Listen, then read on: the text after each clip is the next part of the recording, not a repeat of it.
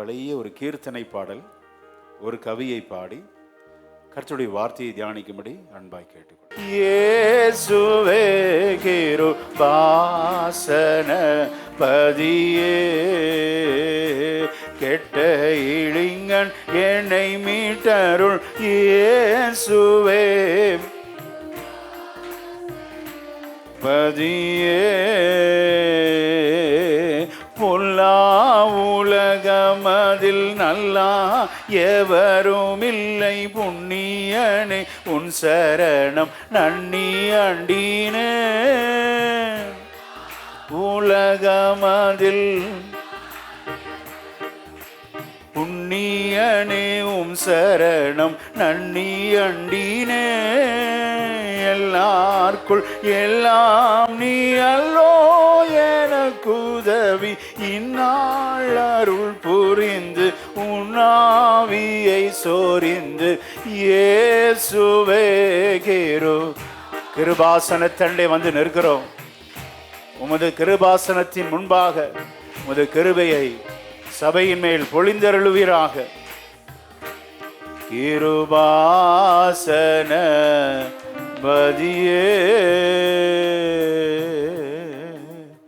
எங்களோடு பேசும் ஏற்ற சமயத்தில் ஆண்டவர் கிருபையை அளிக்கிற இந்த கிருபாசனத்தண்டை வந்து நிற்கிறோம். ஆண்டவரே, உமது கிருபையினால் சபை நிரப்பும்.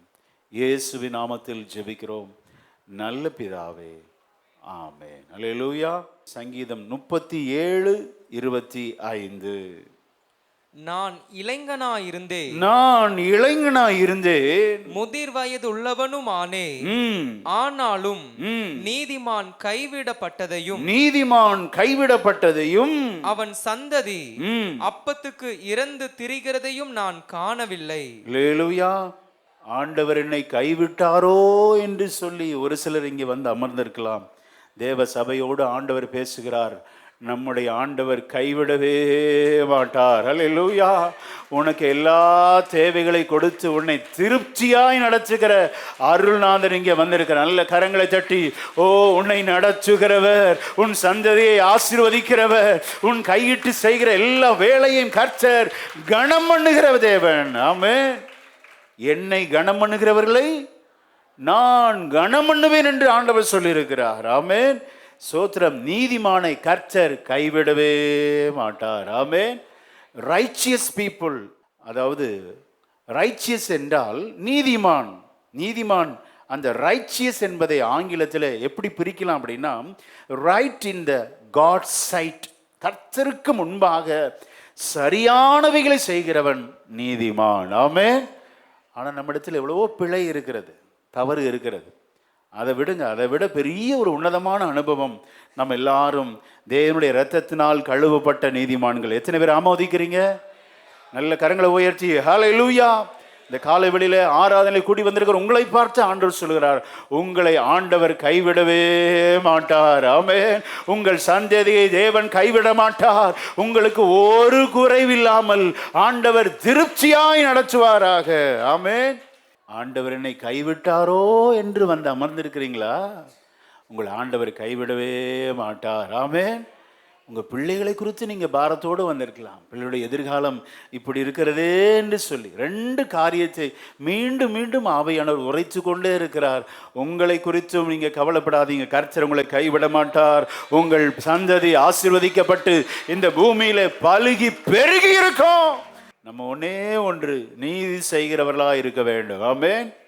இந்த வரியை சொல்றவன் யார்? இது யாருடைய சங்கீதம்? தாவீதின் சங்கீதம். ஆமென். இது எத்தனை வயசுல எழுதினாரு அப்படின்னா, இந்த 25ஆம் வசனத்திலிருந்து நம்ம ஒரு கன்க்ளூஷன் சொல்லலாம். இவர் முதிர்ந்த வயதில் எழுதினது. ஆமென். அந்த வசனத்தை மீண்டும் வாசிக்கலாம். நான் இளைஞனா இருந்தேன், என்ன ஆயிட்டேன்? இப்போ வயசாயிருச்சு. வயசான பொழுது பக்தன் எழுதினது. இந்த வசனத்தை வச்சு நம்ம சொல்லலாம், நான் வயது ஆயிருச்சு, வயது முதிர்ந்தவன் ஆனே அப்படின்னு சொல்லிட்டு, இந்நாள் வரைக்கும் நான் பார்த்துக்கிட்டே இருக்கிறேன், நீதிமானை ஆண்டவர் கைவிட்டதே இல்லை. ஹல்லேலூயா. அவனுடைய சந்ததி அப்பத்துக்கு இறந்து திரிகிறதையும் நான் காணவில்லை. வயது முதிர்ந்தவர்களின் பேச்சை விசுவாச மக்கள் கவனிக்க வேண்டும். இந்த 37ஆம் சங்கீதம் கிட்டத்தட்ட 10 வருட புத்தக வாசிப்பிலிருந்து பெறப்படுகிற அனுபவம். That is experience. 10 வருஷம் நீங்கள் புஸ்தகத்தை வாசித்து தெரிந்து கொள்வதை விட இந்த 25ஆம் வசனத்தை வாசித்த உடனே புரிந்து கொள்ளலாம். இது பக்தர்களின் அனுபவம் ஐயா. ஆமென். இன்னைக்கு அநேகர் வயசானவர்களை மதிக்கிறதே இல்லை. இது எவ்வளோ அருமையான வார்த்தை. 10 வருஷம் கிடைக்காத அனுபவம் அதை தனது மகனாகிய சாலமோன் சிங்காசனத்தில் அமர்ந்தபோது அவனுக்கு அறிவுரையாக, ஆலோசனையாக இந்த சங்கீதத்தை எழுதுகிறார். சாலமோன், உனக்கு இருக்கிற சிங்காசனம் சாதாரணமாக நினைச்சிடாத, ஒரு பெரிய சேலஞ்ச், சவால் நிறைந்தது. ஒன்றை தெரிந்து கொள், நீ நீதிமானாய் வாழ்ந்தால் கர்த்தர் உன்னை கைவிடவே மாட்டார். ஆமே. நீ உன் பிள்ளைகளின் பிள்ளைகளையும் இஸ்ரவேலுக்கு உண்டாகும் சமாதானத்தையும் காண்பாய். பிள்ளைகளின் பிள்ளைகளாய் கர்த்தர் ஆசீர்வதித்து கொண்டே இருப்பார். தேவை நீதிமானாய் வாழணும். ஆமே. நீதிமானாய் வாழ், உன் வாழ்க்கையை கர்த்தர் கைவிடவே மாட்டார். ஆமே. வயது முதிர்ந்தவர்களின் ஆலோசனையை கண்டிப்பாக நாம் ஒவ்வொருவரும் கேட்க வேண்டும். C.H. ஸ்பர்ஜன் சொல்றாருங்க, பரலோகத்தின் செய்தி வேணுமா? பெட் ரிடன், படுத்த படுக்கையாக அவர்கள் இனி கொஞ்ச நாள்ல மரித்து போயிடுவார்கள் என்று சொல்லப்படுகிற அளவிலே அவர்கள் அருகிலே உட்கார்ந்து அவர்கள் பேசுவது என்ன என்பதை கேட்டால் நீங்கள் பூலோகத்தின் செய்தி அல்ல, பரலோகத்தின் செய்தியை நீங்கள் கேட்டு அறிவீர்கள். ஆமென். ஏன்னா அவங்க பரலோகத்துக்கு மிக நெருங்கி இருக்கிறார்கள். சீக்கிரமா மரிக்க போறாங்க. ரட்சிக்கப்பட்ட அந்த வயதானவர்களை ஒரு நாளும் ஒருபோதும் அலட்சியம் பண்ணாதீங்க. ஆமென். ஒரு ராஜா ஒரு காரியத்தை அறிவித்தார். அவர் சொன்னாராம், யாராவது ஒருவர் சாம்பலினால் செய்யப்பட்ட நூலை யாராவது ஒருவர் கொண்டு வர முடியுமா அப்படின்னு கேட்டார். எப்படிங்க சாம்பலை வச்சு நூல் செய்ய முடியும்? 30 நூல், 3 நூல் அப்படியே இந்த த்ரெட் இருக்கு பாரு, 3 நூல் சுற்றப்பட்ட அந்த அந்த கயிறை சாம்பலினால் செய்யப்பட்டதை யாராவது கொண்டு வர முடியுமா? கொண்டு வந்து அவங்களுக்கு பெரிய ஒரு பரிசை நான் தருகிறேன் அப்படின்ட்டார். நிறைய பேர் ட்ரை பண்ணுறாங்க. சாம்பலில் போய் எப்படிங்க செய்ய முடியும்? சாம்பலுக்கு அப்படியே உடஞ்சி எல்லாம் பீஸ் பீஸ் ஆயிரும். சாம்பலில் போய் எப்படி நூலை செய்கிறது? அப்போ வீட்டில் அற்பமாக நினைக்கப்பட்ட ஒரு பேரண்ட்ஸை வீட்டில் வச்சுருந்தான். பேரண்ட்ஸ் முன்பாக இவன் உட்கார்ந்துருக்கிறான். ஈஸியாக கண்டுபிடிச்சிருவாங்க. மனைவி மாறும், பேரண்ட்ஸ் முதியோர்கள் ஈஸியாக கண்டுபிடிச்சிருவாங்க ஏதோ பிரச்சனையில் மாட்டியிருக்கிறான்னு சொல்லி. வேற யாரும் கண்டுபிடிக்க மாட்டாங்க. அந்த குடும்ப தலைவன் ரொம்ப சோர்ந்து போயிருக்கிறார். அப்போ அந்த வயதான தகப்பன் கேட்குறாரு, என்னப்பா சோர்வாக இருக்கிறியே? இல்லை, ராஜா ஒரு விடுகதை போட்டார். அந்த விடுகதையில் சாம்பலினால் செய்த அந்த நூலை யாராவது கொண்டு வர முடியுமா அப்படின்னு கேட்டார். எவ்வளோ முயற்சி பண்ணி பார்த்தாங்க, யாராலையும் முடியல. சிரிச்சுக்கிட்டே சொன்னார், இவ்வளோதானா அப்படின்னா. என்ன இவ்வளோதான் தான் சொல்கிறீங்க? அவர் சொன்னார், ஒரு நூலை எடுத்துகிட்டு வா அப்படின்னார். அதை அப்படியே தீக்குச்சி வச்சு பற்ற வச்சிரு அப்படின்னார். அப்படியே எரிஞ்சிருச்சு. எரிஞ்சா எப்படி இருக்கும்? அப்படியே அந்த நூல் சுத்தின மாதிரியே சாம்பலாயிருக்கு. இப்போ எடுத்துகிட்டு போய் கொடு அப்படின்னார். ஆச்சரியப்பட்டாரா, எப்படி செஞ்ச அப்படின்னு. இல்லை, உனக்கு யாரோ இந்த டிப்ஸ் கொடுத்துருக்காங்க, இல்லாட்டி நீ செய்யவே முடியாது, உன் ஞானம் இல்லை. ராஜா கண்டுபிடிச்சார். அப்போ சொன்னாராம், எங்கள் வயதான அப்பா சொல்லி கொடுத்த அந்த டிப்ஸ் அப்படின்னார். அல்லேலூயா. வயதானவர்களை கனம் பண்ண வேண்டும். ஆமென். ஆண்டவருடைய வசனமே சொல்ல, நிறை வயது மட்டும் உன்னை தாங்குவேன், ஏந்துவேன், சுமப்பேன். அவங்கள கவனிச்சிங்கன்னா நீங்கள் 10 வருஷம் படித்து பெறுகிற அனுபவத்தை விட அவங்கள் வாயிலிருந்து பிறக்கிற ஒரு வார்த்தை போதும், பெரிய அனுபவத்தை நீங்கள் பெற்றுக்கொள்வீர்கள். அல்லேலூயா. யாராவது இங்கே பெற்றோர்களை அலட்சியம் பண்ணி உட்கார்ந்துருந்தீங்கன்னா கர்த்தர் இன்றைக்கு உங்களை எச்சரிக்கிறார். ஆமென். பெரியவர்களை கனம் பண்ணு. அல்லேலூயா. இங்கே பக்தன் தாவீது தன்னுடைய மகன் சாலமோனுக்கு கொடுத்த நல்ல ஆலோசனை இந்த ஆலோசனை. நான் இளைஞனா இருந்தேன்ப்பா, இப்போ எனக்கு முதிர் வயது, ஆனாலும் நீதிமான் கைவிடப்பட்டதையும் அவன் சந்ததி அப்பத்துக்கு இறந்து திரிகிறதையும் நான் காணவில்லை. தேவை ஒன்று, நீதிமானாய் நாம் வாழ வேண்டும். ஆமென், ஸ்தோத்திரம். இப்படி சொல்லிட்டு நீதிமான் எப்படிப்பட்டவன், நீதிமானுக்கு 5 விதமான ஆலோசனைகளை பக்தன் தாவீது அவர் சொல்லுகிறார். துன்மார்க்கன் எப்படிப்பட்டவன், அவனுடைய முடிவு எப்படிப்பட்டது, இதை வாசிக்கிற நீங்களும் நானும் ஆக்கியோன் வலியுறுத்துகிறது என்னவென்றால், ஆத்தர் ஆஃப் திஸ் Psalm 37 எதை வலியுறுத்துகிறார் என்றால், எப்படி வாழ போறீங்க? துன்மார்க்கரா வாழ போறீங்களா, நீதிமானாய் வாழ போகிறீங்களா? அல்லேலூயா. துன்மார்க்கனா வாழ்ந்துராத அப்படின்னு சாலமோனுக்கு மாத்திரமல்ல, இதை வாசிக்கிற நமக்கும் பக்தன் ஆவியானவர் அவனை கொண்டு ஏவி எழுதி வைத்திருக்கிறார். அல்லேலூயா. ஆக 3 விதமான காரியங்களை இந்த சங்கீதம் 37 மிக அழகாக பக்தன் பதிவு செய்கிறான். என்னவென்றால், நீதிமானுக்கான ஆலோசனை முதல் குறிப்பு. 2வது குறிப்பு, நீதிமானின் ஆசீர்வாதங்கள் என்னென்ன பட்டியலிடுகிறாருங்க.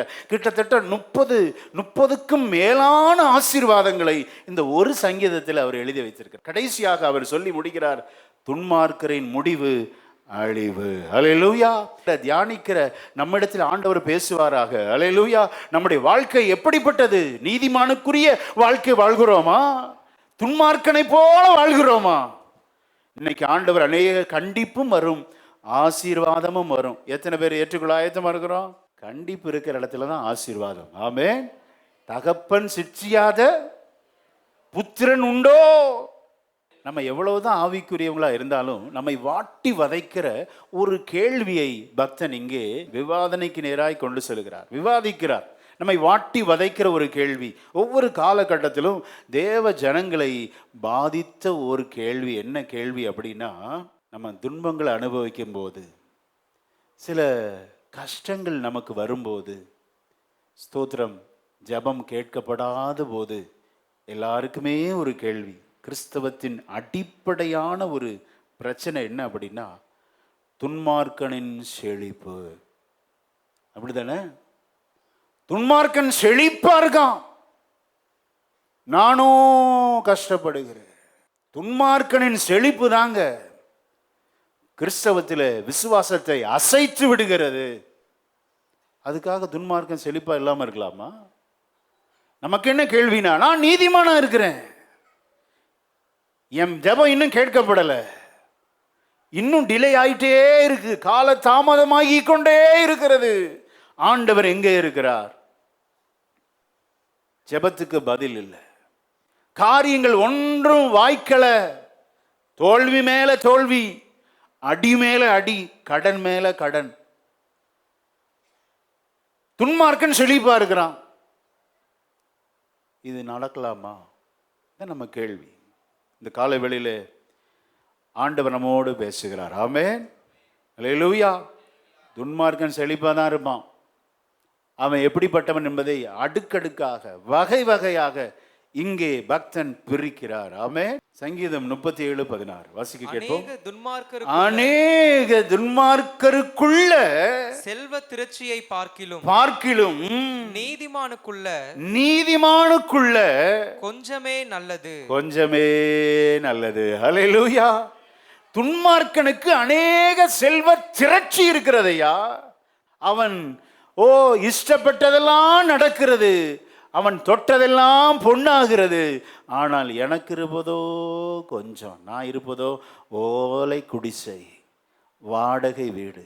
என்ன ஆண்டவரே, இதெல்லாம் நியாயமா? இதான கிறிஸ்தவத்தின் பெரிய ஒரு அடிப்படை பிரச்சனை. கவனிக்கணும். துன்மார்க்கனுக்கு செல்வ திரட்சியா இருப்பான், உண்மைத்தான். ஆனால் அவனுக்கு நிம்மதி இல்லை. ஹல்லேலூயா. சமாதானம் அவன் இருதயத்தில் இருப்பதில்லை. தேவ ஜனம் அநேக நேரத்தில் நம்ம கம்பேர் பண்ண ஆரம்பிச்சிடுறோம். நான் அடிக்கடி சொல்வேன், எப்பெல்லாம் நம்ம சிலரோடு சில ஆசீர்வாதங்களை ஒப்பிட்டு சிலருடைய தற்காலிக வெற்றியை கம்பேர் பண்ணி, எனக்கு இந்த வெற்றியெல்லாம் கிடைக்கல, எனக்கு இந்த ஆசீர்வாதம்லாம் கிடைக்கல என்று சொல்லி என்றைக்கெல்லாம் நாம் ஒப்பிட்டு வாழ்கிறோமோ, நம்முடைய வாழ்க்கை சோகம், ரொம்ப சோர்வாகி போயிடுவோம். ஆமென். ஆண்டவரை விட்டு தூரம் போயிடுவோம், சர்ச்சுக்கு வரமாட்டோம். கவனிங்க, கிறிஸ்தவத்தின் அடிப்படை பிரச்சனை என்னவென்றால் துன்மார்க்கனின் செழிப்பு. ஒன்றை புரிந்து கொள்ளுங்கள், வயோதிபனின் பரிசுத்த ஆவியானவரால் ஏவப்பட்டு எழுத வார்த்தை நமக்கு கிடைத்திருக்கிறது. அநேக துன்மார்க்கருக்குள்ள செல்வ திரட்சியை பார்க்கிலும் நீதிமான்களுக்குள்ள கொஞ்சமே நல்லது. எத்தனை பேர் சொல்ல முடியும்? யாரையும் ஒப்பிடாதீர்கள். ஆமென். நான் யாராவது ஒப்பிடுவோம் என்றால் நமக்கு பெரிய ஆபத்து. கிறிஸ்தவத்துக்கு நம்பிக்கை பாதிக்கும், விசுவாசம் பாதிக்கும்.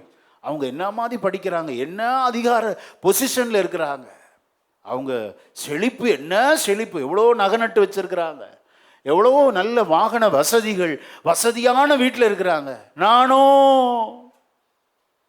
இப்படி யாரெல்லாம் பாதிக்கப்பட்டீங்க வந்தீங்கன்னு தெரியல. கர்த்தர் இன்றைக்கு உங்களோடு பேசுகிறார். ஆமென்.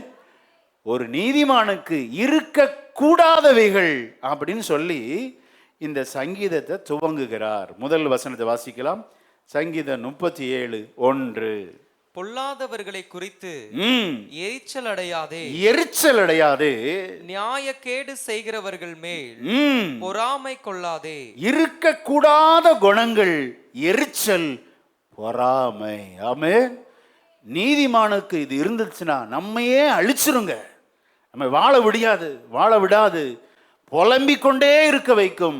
அவிசுவாச வார்த்தைகள் வாயிலிருந்து அப்படி கொப்பளித்து கொண்டே இருக்கும். இந்த காலைவெளியில இந்த பொறாமையை தூக்கி எறிய எத்தனை பேர் ஆயத்தமா இருக்கிறோம்? ஆமென்.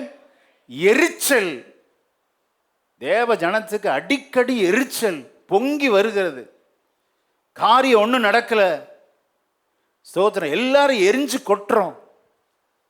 கவனிங்க, இந்த காலை வெளியில ஆண்டவர் நம்மோடு பேசுகிறார். ஆமென். ஃப்ரெட் நாட் அப்படின்னா எரிச்சல் அடையாதே. அது ஆங்கிலத்தில் ஃப்ரெட் நாட் என்று சொல்லப்படுது. டு பேர்ன் என்று, டு கெட் ஹீட்டட் அப். எரிச்சல் இருக்கிற இருதயத்தில் சமாதானம் இருக்காது. ஆமென். நீ நீதிமானா வாழ்ற, உனக்கு நல்ல ஒரு சிங்காசனம் கொடுத்துருக்கிறாரு, நீ எரிச்சல் அடையாத சாலமோன். ஆமென். இன்றைக்கு திருச்சபையோடு ஆண்டவர் பேசுகிறார். யாராவது எரிஞ்சு கொட்டி வந்திருக்கலாம், வீட்டில் சண்டை போட்டுட்டு வந்திருக்கலாம். இந்த காலவெளியில் ஆவியானவர் உங்களோடு பேசுகிறார். பொல்லாதவர்களை குறித்து எரிச்சல் அடையாதே. ஆமென். நியாயக்கேடு செய்கிறவர்கள், நியாயத்தை புரட்டுகிறவர்கள், அநீதி செய்கிறவர்கள், அவர்கள் மேல் பொறாமை கொள்ளாதே. அது கிறிஸ்தவனுக்கு அழகு அல்ல. ஆமென். ஒரு நீதிமானுக்கு இருக்க வேண்டிய குணம் அது அல்ல. இருக்கக்கூடாதது பொறாமையும் எரிச்சலும். இந்த காலைவெளியில் அந்த பொறாமை எரிச்சலை தூக்கி எறிந்து, ஓ நீதிமானாய் வாழ விரும்புகிற எத்தனை பேர் சொல்ல முடியும்? அல்லேலூயா. பொல்லாதவர்கள் ஆசீர்வாதமா இருப்பாங்க. இந்த பொல்லாதவர்களை துன்மார்க்கன் இப்படிலாம் நிறைய பேர் சொல்லியிருக்கிறாருங்க. கிட்டத்தட்ட 8 விதமான பெயர்களை பக்தன் 37ஆம் சங்கீதத்தில் அடுக்கடுக்காக சொல்லியிருக்கிறார். பொல்லாதவர்கள், நியாயக்கேடு செய்கிறவர்கள், ஆமென், காரிய சித்தி உள்ளவன் மேல் பொறாமை கொள்ளாதே. காரிய சித்தி உள்ளவன என்ன? ப்ராஸ்பரிட்டியா இருக்கிறவன், அவன் தொட்டதெல்லாம் பொன், அவன் பிசினஸ் எல்லாம் வளர்ந்துக்கிட்டே இருக்கும். காரிய சித்தி உள்ளவன், சக்சஸ்ஃபுல் பீப்புள். அவன் கிரவுண்ட் ஒர்க்லாம் பார்க்க மாட்டோம். அவன் தனியாக கடந்து எவ்வளோ ப்ராக்டிஸ் பண்ணான், எவ்வளோ உழைச்சான், எவ்வளோ அதெல்லாம் பார்க்க மாட்டோம். அவன் செழிப்பை மட்டும் பார்க்குறோம். அதுக்கப்புறம் பார்த்தீங்கன்னா பொறாமையும் எரிச்சலும்.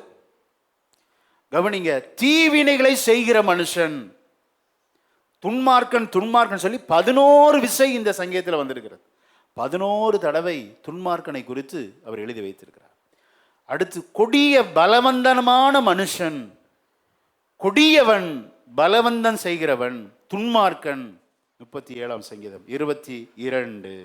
அவரால் ஆசீர்வதிக்கப்பட்டவர்கள் பூமியை சுதந்தரித்துக் கொள்ளுவார்கள், அவரால் சபிக்கப்பட்டவர்களோ அறுப்புண்டு போவார்கள். துன்மார்க்கனை ஆண்டவர் சபிக்கிறார் என்று சொல்லி அவரால் சபிக்கப்பட்டவர் என்று அடைமொழி சூட்டுகிறான் சங்கீதக்காரன். அக்கிரமக்காரன், கர்த்தருடைய சத்துருக்கள், இப்படி 8-9 விதமான பெயர்களை துன்மார்க்கனுக்கு சூட்டுகிறான். அல்லேலூயா.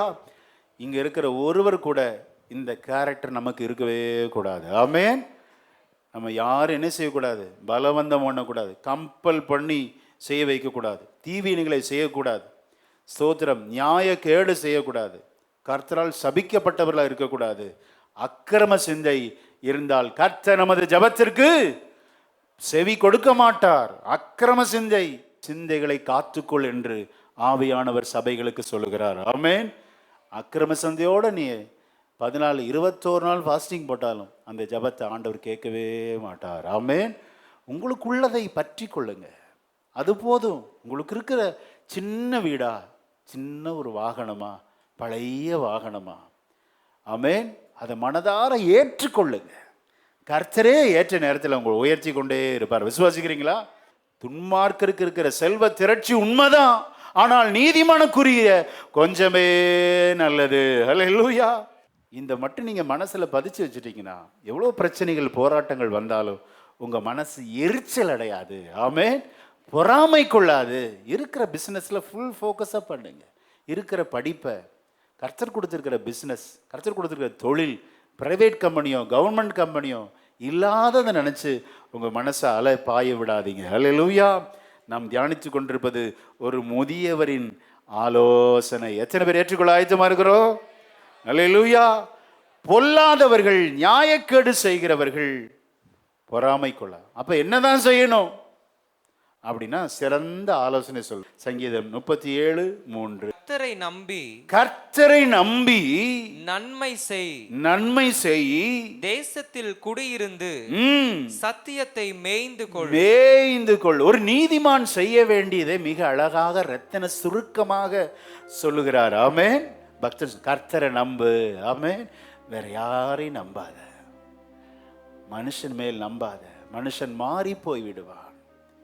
ஆமென். திடீர்னு வாக்கு கொடுப்பாங்க, நான் இருக்கிறேன், நான் உயிரோடு இருக்கிற வரை உனக்கு ஒரு கவலை இருக்காதுப்பாங்க. அடுத்த நாளே இறந்த என்ன பண்றது? அடுத்த நாளுக்கு அப்புறம் யார் பொறுப்பெடுப்பா? இந்த காலை வேளையில கர்த்தரை நம்பி நன்மை செய். ஆமென். சத்தியத்தை மேய்ந்து கொள். பசு மாடெல்லாம் பாருங்க, அந்த புல்வெளிக்குள்ள போய் நல்ல கரிச்சு நல்லா சாப்பிட்றோம். புல்லு ஸ்பீடா சாப்பிட்டு வந்து அந்த மாட்டு தொழுவத்தில் அப்படி வந்து அமர்ந்து அந்த கவளத்தை வெளியே எடுத்து அசை போடும்போது பார்த்தீங்கன்னா எப்பவும் சாப்பிட்டது, காலையில் சாப்பிட்டது, அது எடுத்து அசை போடும் பாருங்க, அப்போ நல்ல கொழுன்னு இருக்கும். ஹல்லேலூயா. சத்தியத்தை உள்வாங்கி உள்ள வச்சுக்கணும். வேலை செய்கிறப்ப, பிரயாணங்களின் போது, ஸ்தோத்திரம் படிக்கும்போது, உள்ள எந்த வேலை செஞ்சாலும் சரி உள்ள நீங்க ஆசை போட்டு கொண்டே இருக்க வேண்டும். ஆமென். சத்தியமே நம்மை கட்டும். ஹல்லேலூயா. இந்த கல்லின் மேல் என் சபையை கட்டுவேன், பாதாளத்தின் வாசல்கள் அதை மேற்கொள்வது இல்லை. ஆமென். எந்த கல்? இயேசுவாகிய கிறிஸ்து என்ற கன்மலை. ஓ, எந்த கன்மலை? அவரே வார்த்தையாக இருக்கிறார். இந்த கல்லின் மேல், இந்த சத்தியத்தின் மேல், ஓ இந்த வசனத்தின் மேல் உன் வாழ்க்கையை கட்டு. ஓ, பாதாளத்தின் வாசல்கள் அதை மேற்கொள்ள விடமாட்டா. தீயை மேய்ந்து கொள்ளுகிற சபையை சாத்தானோ பில்லி சுனியங்களோ, ஓ எந்த தோல்வியோ வியாதியோ அசைக்க மாட்டாது. விசுவாசிக்கிறீங்களா? கர்த்தரை நம்பு. ஹல்லேலூயா. அவரை நம்பி நன்மை செய், கிடைக்கும் போது சத்தியத்தை மேய்ந்து கொள். ஹல்லேலூயா. ஆண்டவர் மேல நம்பிக்கையா இருங்க. அடுத்து என்ன ஆலோசனை கொடுக்கிறாரு? 4ஆம் வசனத்தை வாசிக்கலாம். கர்த்தரிடத்தில் மன மகிழ்ச்சியாயிரு, அவர் உன் இருதயத்தின் வேண்டுதல்களை உனக்கு அருள் செய்வார்.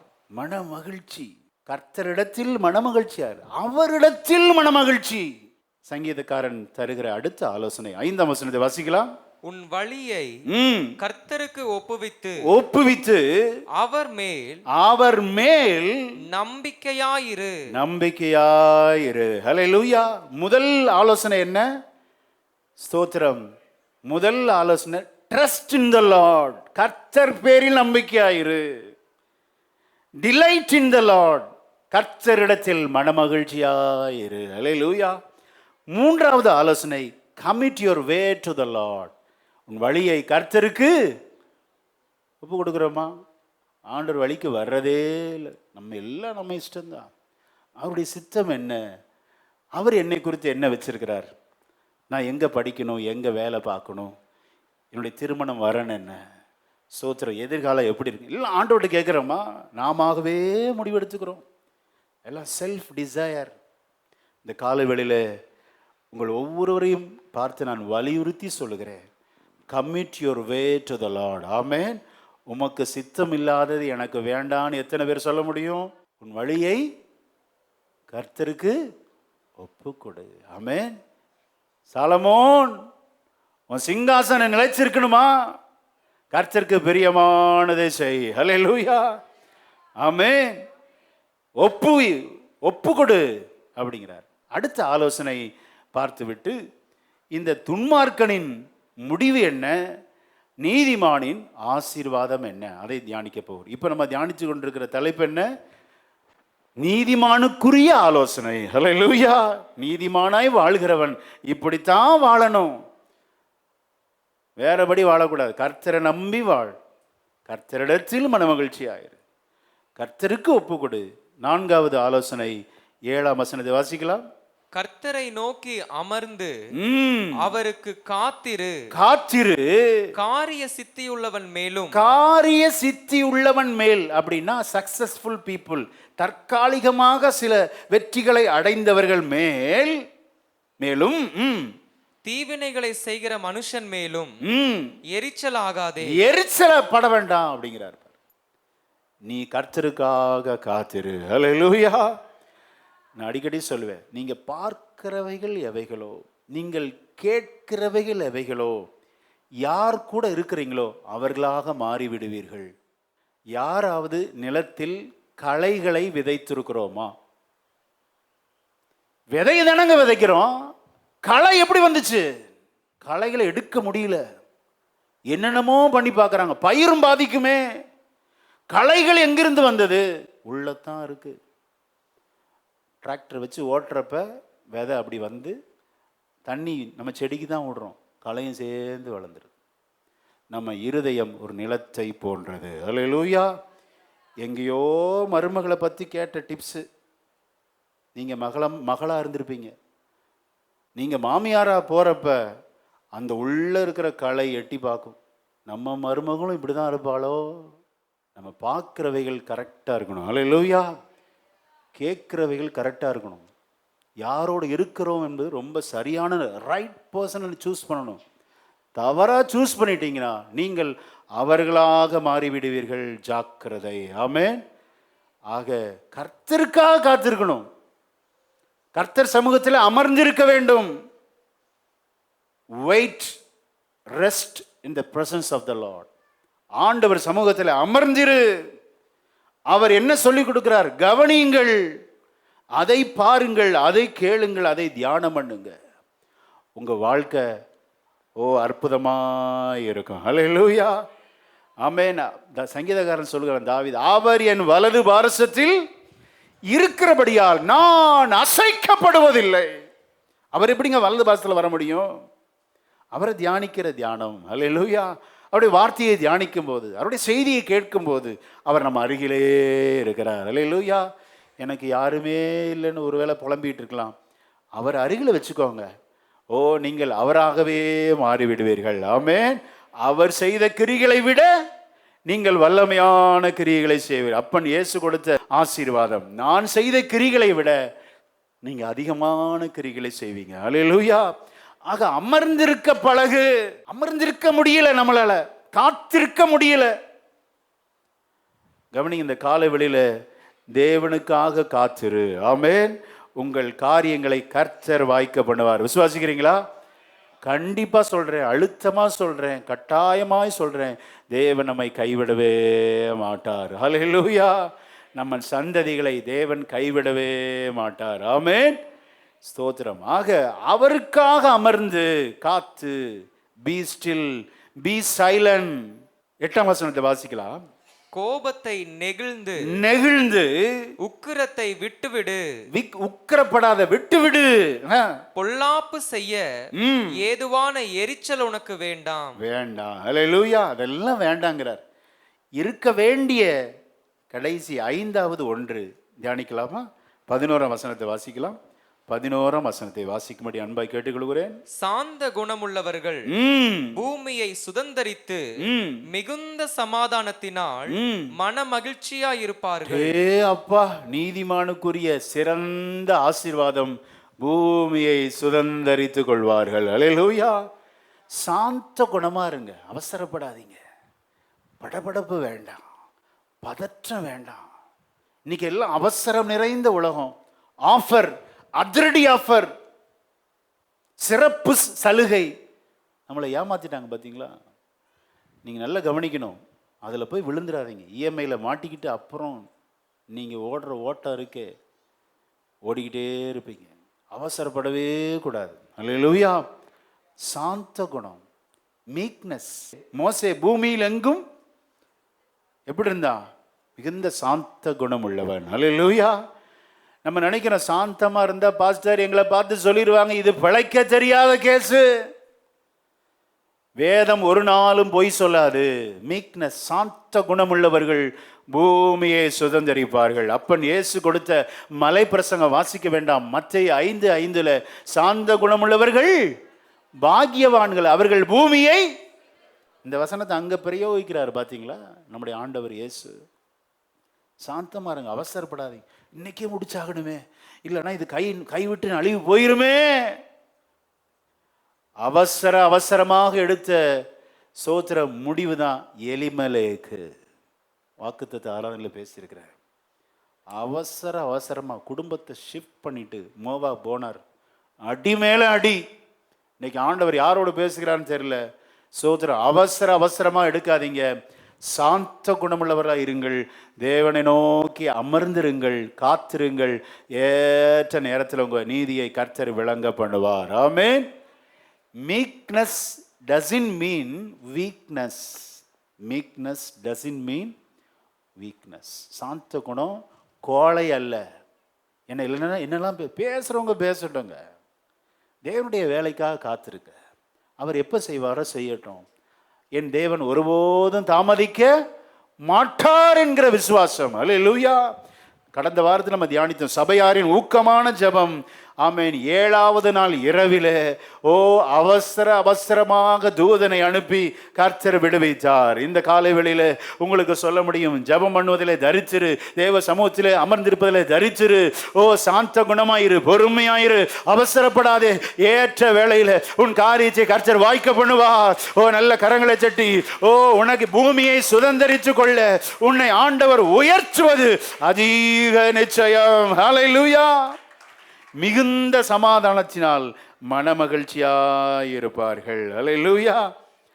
இப்போ எவ்வளவு ஆலோசனை பார்த்தோம். முதல் ஆலோசனை என்ன? கர்த்தரை நம்பு, ட்ரஸ்ட் இன் த லார்ட்.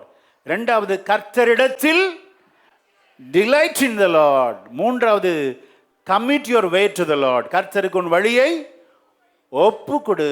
நான்காவது, ரெஸ்ட் இன் த லார்ட். தேவ சமூகத்திலே காத்திரு.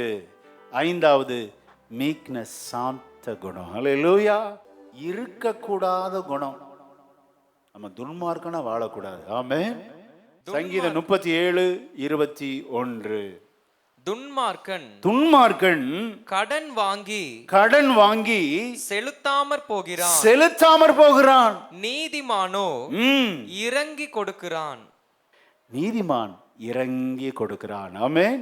அந்த வசனம் இவ்வளவு அழகா இருக்கு பாருங்க. உங்ககிட்ட இருந்தா கொடுக்கணும். கடன் வாங்கி கடன் கொடுக்க ஆண்டவர் சொல்லலையே. ஞானம் உள்ளவர்களா இருக்கணும். ஆமென். நிறைய பேர் மாட்டிக்கிறாங்க, இதுல தான் தவறு இழைக்கிறாங்க. உங்ககிட்ட இருக்கிறது கொடுங்க. அடுத்து ஸ்தோத்திரம், துன்மார்க்கன் எப்படிப்பட்டவன்?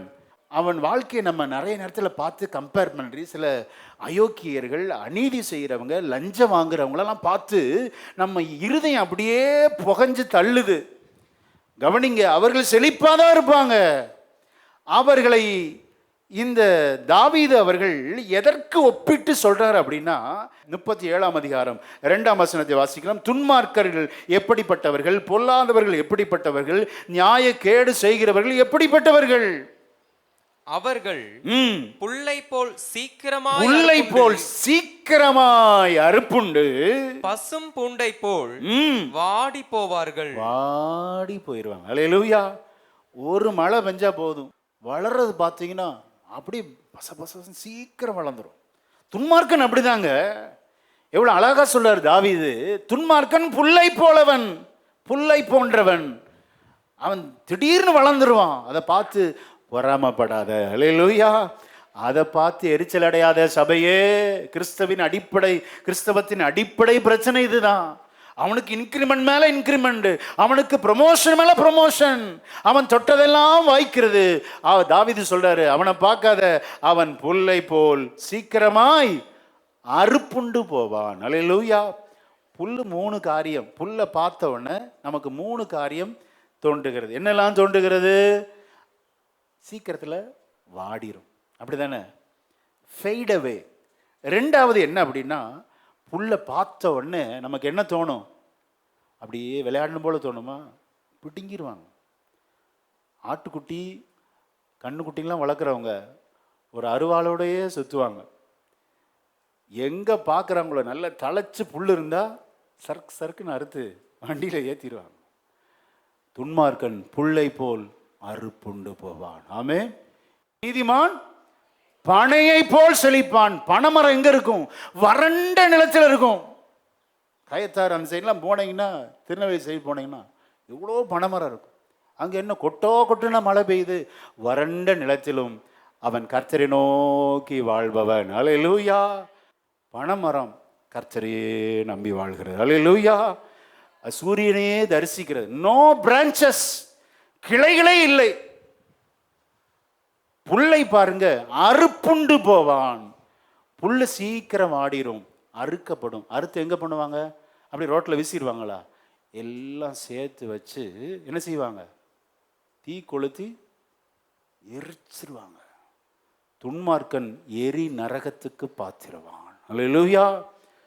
துன்மார்க்கனை போல வாழ விரும்புகிறோமா? நீதிமானை போல வாழ விரும்புகிறோமா? அல்லேலூயா. துன்மார்க்கனை குறித்து அவன் எப்படிப்பட்டவனா இன்னொரு ஓமையை சொல்றார். 20ஆம் வசனத்தை வாசிக்கலாம். துன்மார்க்கரோ அழிந்து போவார்கள், அழிந்து போவார்கள். கர்த்தருடைய சத்துருக்கள் ஆட்டுக்குட்டிகளின் நினத்தை போல், ஆட்டுக்குட்டியின் அந்த புழுக்கை நினத்தை போல் புகைந்து போவார்கள், புகைந்து போவார்கள். அவர்கள் புகையாய் புகைந்து போவார்கள். பார்த்தீங்களா? ஆட்டுக்குட்டியின் அந்த புழுக்கையை எரிச்சிருவாங்க.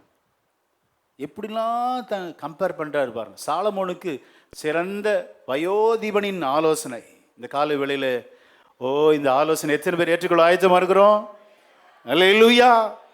நம்ம கர்த்தருக்கு காத்திருக்க வேண்டும். 34ஆம் வசனத்தை வாசிக்கலாம். 34ஆம் வசனத்தை வாசிக்கலாம்.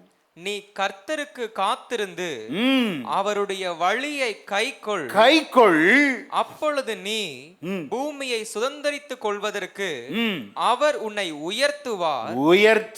நீதிமானுக்குரிய சிறந்த ஆசீர்வாதம், நீதிமான் உயர்ந்து கொண்டே இருப்பான். அல்லேலூயா. இந்த காலை வேளையில தீர்க்க தரிசனமாக உங்களுக்கு நேராக பலிபெடுத்து வருகிறது. தேவனுக்காக காத்திருக்கிற தேவ ஜனமே, கர்த்தருடைய சித்தமே எனக்கு போதும், அவருடைய வழியிலே நான் நடப்பேன், அவரை நம்பியிருப்பேன், அவரே எனக்கு நன்மை செய்யட்டும் என்று காத்திருக்கிற தேவ ஜனமே, கர்த்தர் உங்களை உயர்த்துவது அதிக நிச்சயம். ஆபிரகாமை ஆசீர்வதிப்பாரே,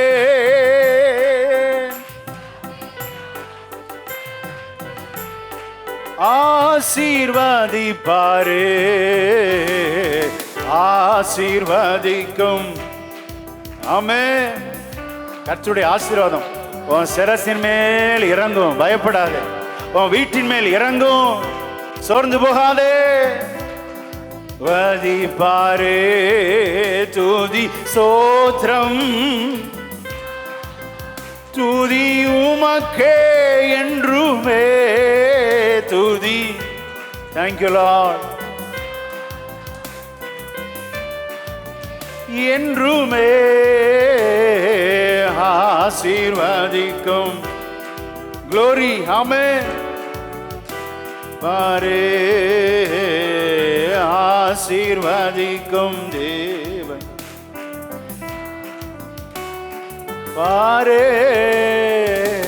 அல்லேலூயா. வாசிங்க 35, 36. இவரு ஒரு ரிசர்ச் பண்றார். ரொம்ப ஒரு ஆராய்ச்சி செஞ்சு எழுதின சங்கீதம் இது. வாசிக்கலாம். 35, 36. கொடிய பலவந்தனான ஒரு துன்மார்க்கனை கண்டேன். பார்க்கிறாரு. அவன் தனக்கேற்ற நிலத்தில் முளைத்திருக்கிற ம். பச்சை மரத்தை போல் தழைத்தவனாயிருந்தான். செழிப்பா இருக்கிறான். துன்மார்க்கன் கொடிய பலவந்தன். ஆனாலும் அவன் ஒளிந்து போனான். ஒளிந்து போனான். பாருங்கள், நம்மை அழைக்கிறார். வாசிக்கிற, இதை கேட்கிற, தியானிக்கிற சோத்திரம் வாசகர்களை அவர் அழைக்கிறார். அவருடைய கண்ணோட்டத்தில் பாருங்கள். அவன் இல்லை, அவனை தேடினே, அவன் காணப்படவில்லை. அல்லேலூயா. காலை வேளையில உங்கள் சத்துருக்கள் கை ஓங்கி இருக்கலாம் உங்க மேல. நீங்கள் தேடினாலும் அவர்களை பார்க்க மாட்டீர்கள். கர்த்தர் அறுப்புண்டு போக செய்வார். விசுவாசிக்கிறீங்களா? அல்லேலூயா, ஆமென். அடுத்து சொல்றாரு, உத்தமனை பார்க்கிறார், கொடிய பலவந்தன் பார்க்கிறாரு. அடுத்து இவர் ரைச்சியஸ் பீப்புள் பார்க்கிறார். வாசிங்க 37ஆம் வசனத்தை வாசிக்கலாம். நீ உத்தமனை நோக்கி செம்மையானவனை பார்த்திரு, அந்த மனுஷனுடைய முடிவு சமாதானம். அல்லேலூயா. உத்தமனாயிரு சாலமோன், இன்டெகிரிட்டியை காத்துக்கொள், உத்தமத்தை காத்துக்கொள். அல்லேலூயா. அப்படி சொல்லி ஆமென் ஆசீர்வாதத்தோடு முடிக்கிறார். ஆசீர்வதிக்கும் தேவன் உன்னை பதிப்பாரே, தேவன் நம்மை துதி ஸ்தோத்திரம், ஓ துதி உமக்கே என்றுமே. Glory be to God. All honor, all glory belongs to you, Lord. ஆமென். ஆசீர்வதிக்கும் நீதிமான்களுக்குரிய சகல நன்மையும் சிரசின் மேல் இறங்கட்டும். அப்பா உதவி செய்யும், தாங்குவீராக, கைவிடாமல் நடத்தும். தர்மியான வேலைக்காக ஜெபிக்கிறோம். துன்மார்க்கன் எப்படிப்பட்டவன், நீதிமான் எப்படிப்பட்டவன் என்ற வேறுபாட்டை காண்பித்து கொடுத்து ஒரு வயோதிபனின் ஆலோசனை நாங்கள் கேட்டோம். பரிசுத்த ஆவியானவர் தாவீதை ஏவி எழுதி வைத்த நல்ல வார்த்தைகளுக்காக ஸ்தோத்திரம். நாங்கள் நீதிமான்களாய் வாழ்ந்து ஸ்தோத்திரம் உடைய அரவணைப்பை பெற்றுக்கொள்ள நீ சொன்னீரப்பா. நீதிமான் கைவிடப்பட்டதையும் அவன் சந்ததி அப்பத்துக்கு இறந்து திரிகிறதையும் நான் காணவில்லை என்று எவ்வளோ உறுதியாய் சொல்லுகிறார் அப்பா. ஆண்டவரே, எங்களை நீ ஒருபோதும் கைவிட மாட்டீரப்பா. தொடர்ந்து உம்மை நாங்கள் நம்ப, உம்மிடத்தில் மனமகிழ்ச்சியாக இருக்க, உம்மிடத்தில் வழியை ஒப்பு கொடுக்க, உமக்கு காத்திருக்க, சாந்த குணத்தை காத்துக்கொள்ள கிருபை செய்யும். இயேசுவின் நாமத்தில் ஜெபிக்கிறோம் நல்ல பிதாவே.